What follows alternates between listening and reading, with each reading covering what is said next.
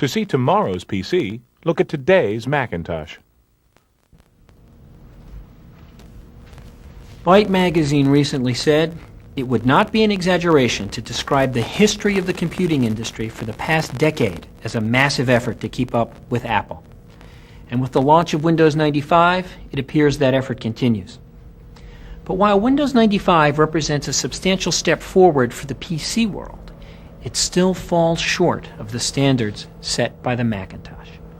Not only because the Macintosh remains much easier to configure, learn, use, and expand, but also because while Apple's competitors have been working to recreate the Macintosh experience, Apple has introduced innovation after innovation to create the next generation of personal computing, with computers that are even easier to use, faster than ever before, with more advanced multimedia, and even greater compatibility with PCs.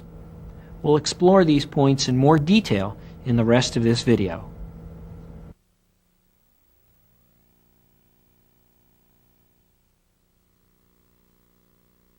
Macintosh System 752 is by far the easiest, smoothest, most usable operating system out there. Many PC users expected Windows 95 to make the PC as easy to use as the Macintosh. But the fact is, the Macintosh is still much easier to use and expand than a PC running Windows 95.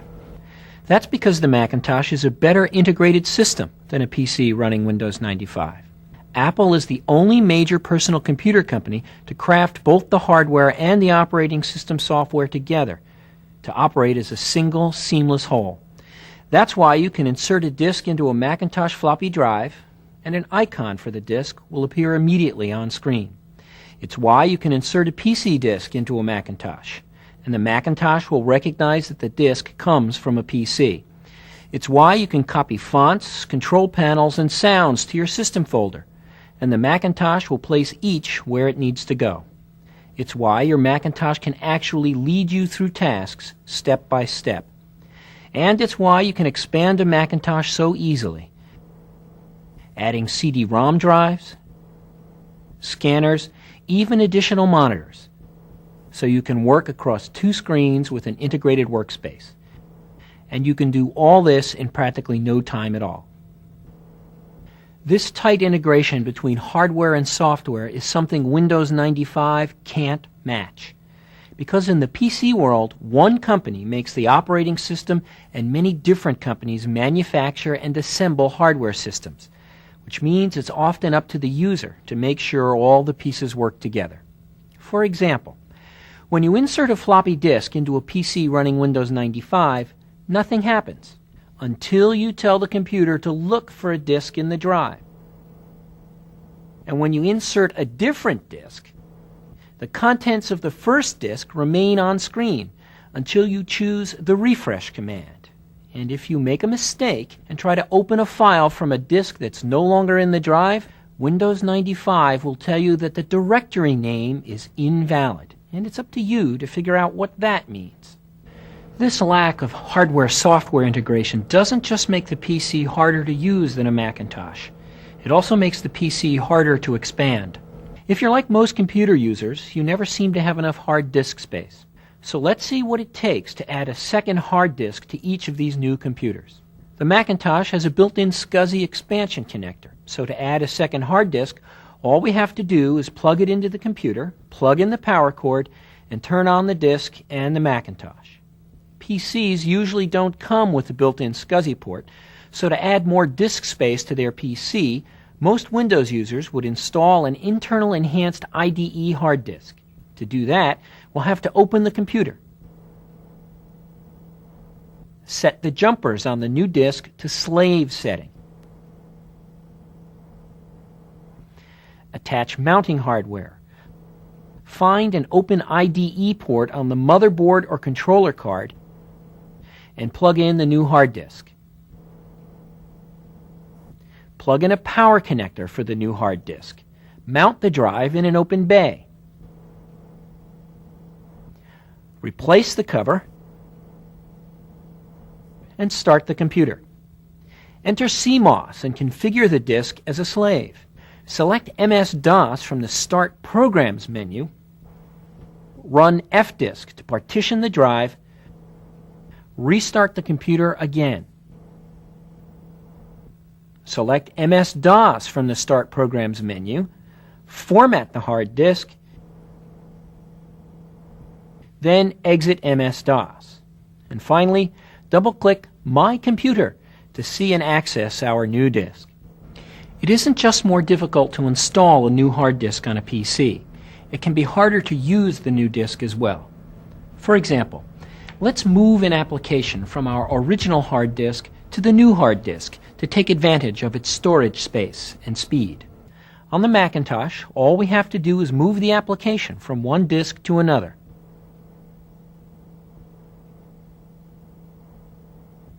And the application launches normally. But on the PC, it isn't that easy. When we move an application to the new hard disk, it may fail to open, which in this case means we'll have to reinstall the whole program. You'll run into hardware-software integration problems more often than you might think with a Windows 95 PC. For instance, let's say we just purchased a new computer and we want to build a small network so that all our computers can share the same printer. We'll use Ethernet for high performance. All Power Macintosh computers come with Ethernet networking hardware and software built in, so all we have to do is connect our computers and printer to an Ethernet hub, select EtherTalk in the network control panel, and select the printer in the chooser. That's 3 simple steps. Now, let's see what it takes to connect our new PC. Most PCs don't come with networking cards built in. So, to get the same Ethernet printer sharing capability on the PC, we'll have to install Ethernet cards in each computer. That's 11 steps for each one, and it's just the beginning. Next, we have to configure one computer as the print server.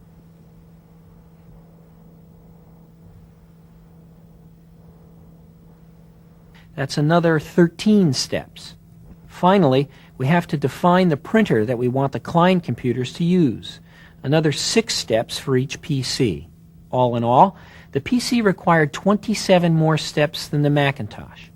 And that's not counting any IRQ or I/O address conflicts that you may encounter, even if you're using Windows 95 plug-and-play cards. Because even with plug-and-play, PCs still have a limited number of IRQs and I/O addresses. So the more peripherals you add, the more likely it is that you'll have to resolve IRQ and I/O address conflicts.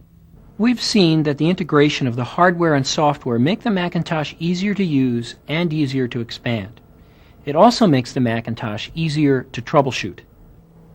If a problem occurs on a Macintosh, the most common solution is to disable an extension or control panel.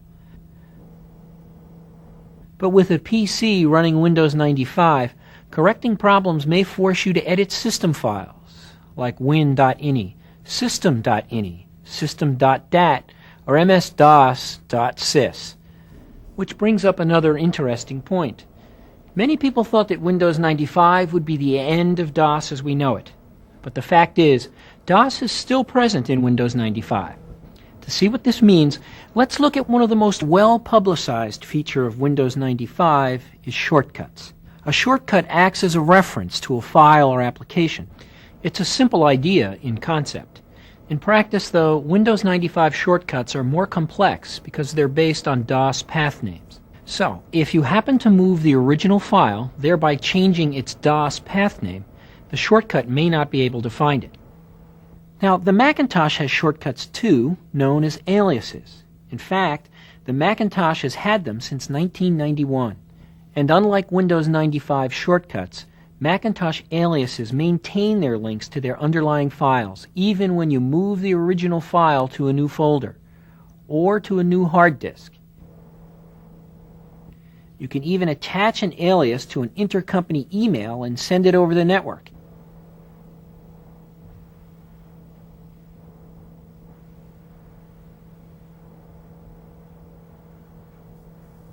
And the alias will still be able to locate the original file on the network and open it.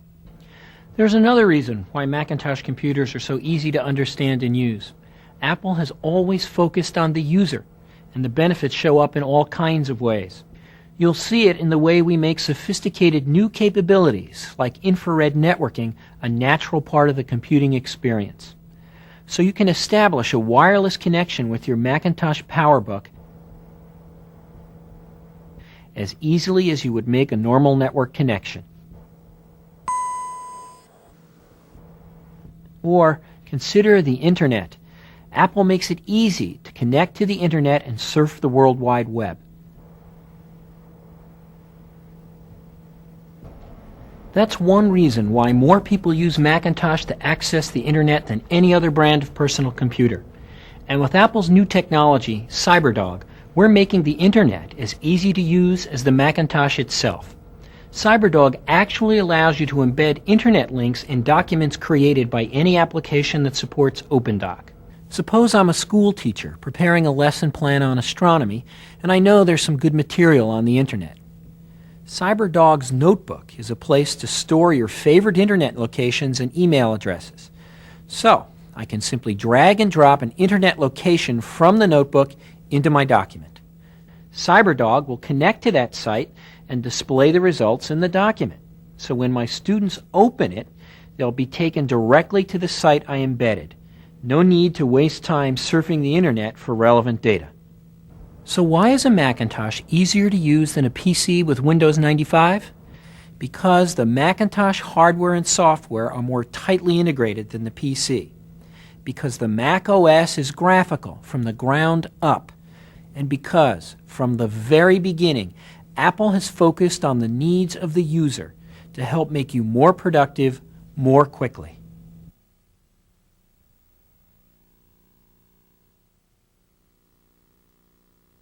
The Power Macintosh 9500 120 MHz beta unit we tested was so speedy we were forced to revamp our suite of benchmarks to accommodate it.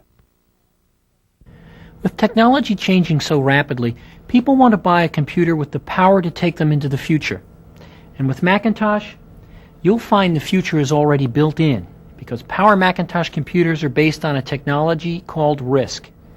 This is the technology used in today's high-performance workstations, and it has been brought to mainstream desktop computers for the first time by the PowerPC chip, a family of RISC processors that was created by Apple, Motorola, and IBM. Today's Pentium computers, by contrast, are still based on a technology called CISC, a processor architecture which is now about 20 years old. And what does the difference between RISC and CISC mean for the average user? It means that a Power Macintosh can run many of the most demanding applications more quickly than a Pentium-based PC running at the same clock speed.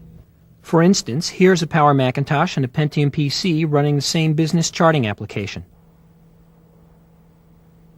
The Power Macintosh builds a complex graph about twice as fast as the PC. That was a comparison of 32-bit applications. But the fact is, while there are thousands of 32-bit applications available for Macintosh, the vast majority of applications in the PC world are still 16-bit. And when you take that into account, the Macintosh performance advantage can become even greater. Here's a Power Macintosh running a 32-bit version of the popular home application Print Shop, and a Pentium PC running the 16-bit PC version of the same application. Here, the Macintosh outperforms the PC by an even greater margin. And if you're interested in finding a computer that will last into the future, consider this fact. Byte magazine tests recently showed that a PowerPC running at 132 MHz is actually faster than a 150 MHz Pentium Pro, Intel's next generation processor. To help close the performance gap, you could replace Windows 95 with the 32-bit Windows NT operating system on your PC. But to do that, you would have to buy a high-end system with a minimum of 12 to 20 megabytes of RAM. Get Windows NT compatible applications and live with all the differences between Windows 95 and Windows NT, including different interfaces and different plug-and-play standards. We've seen that Macintosh computers offer high performance. They also come loaded with more standard equipment. For example, this Power Macintosh comes with Ethernet networking built in, so you can connect it to a network quickly and easily. It has a SCSI connector built in, so you can add new components like hard drives and faster CD-ROM drives quickly and easily. It comes with speech recognition and text-to-speech capabilities. Macintosh 70-point. It has built-in video capabilities, so to import video, all we have to do is plug in a camcorder or VCR and hit play.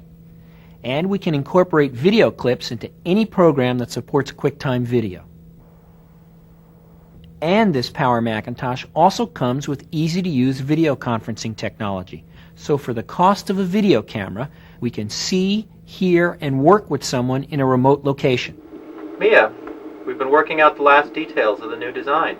I'm sending it to you now. I love the new collar design. It looks great. Now, let's look at what it costs to add the same features to a compact Presario 7180. First, we'll need an Ethernet adapter card, a SCSI adapter. For speech recognition and text-to-speech, we'll have to buy and install some additional software. This package is only available if you also buy a sound card. For video input, we'll need a card like this. And if we want to add video conferencing features, we'll need to buy a package like this. All in all, we'll have to spend more than $1,800 to add the same features to a Windows 95 PC that are already built in on this Macintosh. And that doesn't include all the time we'll invest trying to make all of these different components work together as a single integrated machine, or the additional money we might spend to have a PC expert do it for us. So, if you're looking for a powerful computer, take a moment to compare. You'll find that Macintosh gives you high performance along with extra features that don't come with Windows 95 PCs.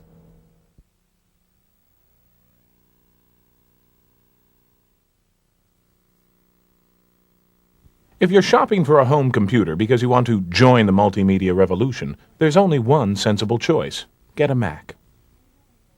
Many experts say multimedia is the real future of computing, as CD-ROM, video, television, and animation all come together on your desktop computer. And according to a leading market research firm, 72% of multimedia developers use the Macintosh to develop their titles. Why do these professionals choose Macintosh? Because Macintosh makes advanced multimedia capabilities easier to use, and because Macintosh incorporates new capabilities sooner than Windows-based PCs. Let's look at a few examples, starting with CD-ROMs. Macintosh computers have a single built-in standard for sound and graphics, so you can play most CD-ROM titles without reconfiguring your Macintosh at all. And if you want to play a CD-ROM game with a friend, the built-in networking on the Macintosh makes it easy.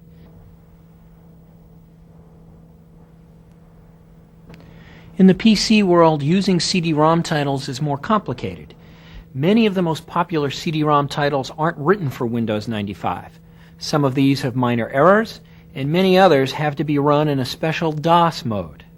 That means you'll have to quit the Windows applications you're running, then restart. Next, let's look at speech recognition. Many PC makers say that someday you'll be able to tell your computer what to do and it will obey. That concept is a reality on the Macintosh today because the Mac OS comes with built-in speech recognition and a built-in scripting language called AppleScript. Using these tools, you can create a voice-driven command that will automatically bring up your personal workspace on your Macintosh. Macintosh, this is Mike. Hello, Mike. Let me set up your workspace for you.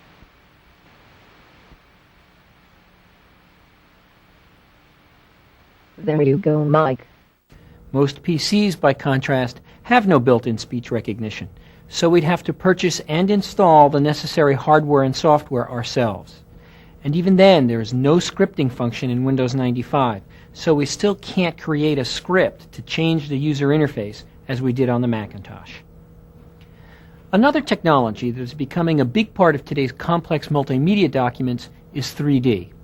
It used to be that 3D graphics could only be created on expensive, high-powered workstations specifically designed for the task. But now, Apple has built these capabilities into the Mac OS with QuickDraw 3D. QuickDraw 3D runs on any Power Macintosh and allows you to create and edit sophisticated 3D graphics at surprising speeds. And because QuickDraw 3D is an integral part of the operating system, you can even work with 3D objects using Simple Text, the editor that comes bundled with every Macintosh. And of course, you can store 3D objects in the scrapbook just as easily as text, graphics, sound, and video.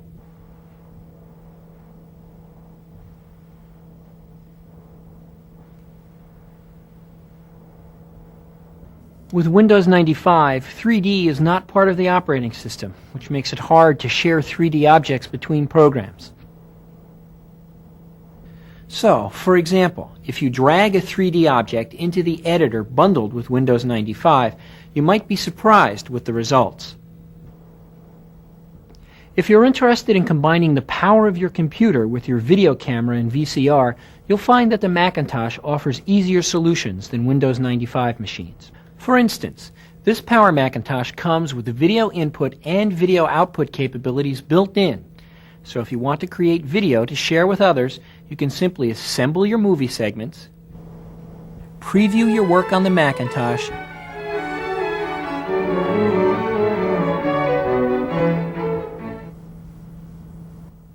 and then output the movie to a videotape in your VCR. And what does it take to get this same capability on a Windows 95 PC? The same old thing. Another multimedia capability that's raising a lot of interest these days is virtual reality, and Apple is leading the way with QuickTime VR. This technology allows you to create rich, three-dimensional environments and to view them in full 360 degrees. Here's a QuickTime VR movie that BMW posted on the World Wide Web. It's a movie of the new BMW Z3 Roadster that's featured in the latest James Bond adventure. As you can see, Apple makes multimedia easier to use than a PC running Windows 95. And it gives you access to advanced capabilities sooner than Windows 95, which is why the Macintosh is the most popular computer for multimedia in the world.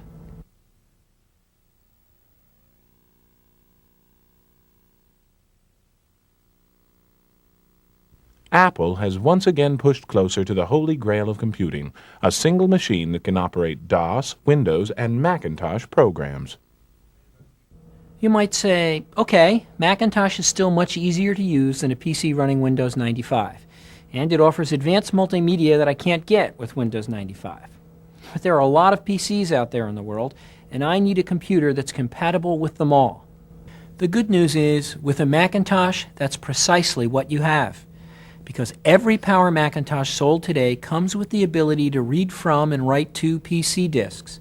So we can take a document created in Microsoft Word on a Windows 95 PC and open it on our Macintosh. Another big argument for Windows is that there are Windows applications that aren't available in a Macintosh version. But the fact is, you can run just about any Windows application on your Macintosh as well. You can use an emulator program like Soft Windows, or for better performance, you can install a PC compatibility card.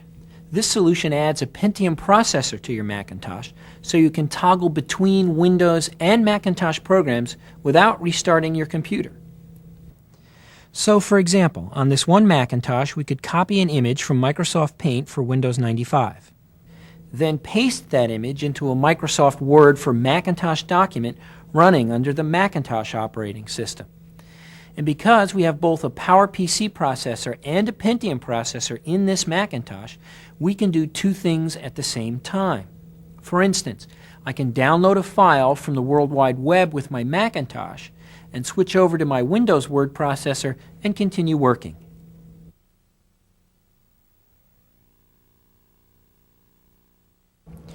We've just seen that Macintosh computers offer more ease of use, more power, more advanced multimedia, and more compatibility options. And what do these advantages add up to? More satisfied customers. In survey after survey, Macintosh customers have indicated that they are more satisfied with their computers than users of PCs.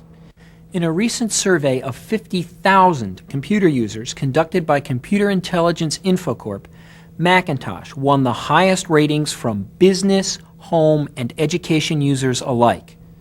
Other studies have shown that Macintosh is the most reliable PC, that Macintosh requires the least technical support of any PC. Apple also won top honors in the J.D. Power's 1995 End User Satisfaction Survey. Ratings like these are some of the reasons customers have purchased more than 23 million Macintosh computers. And those tens of millions of satisfied customers are the most important proof of the advantages of Macintosh.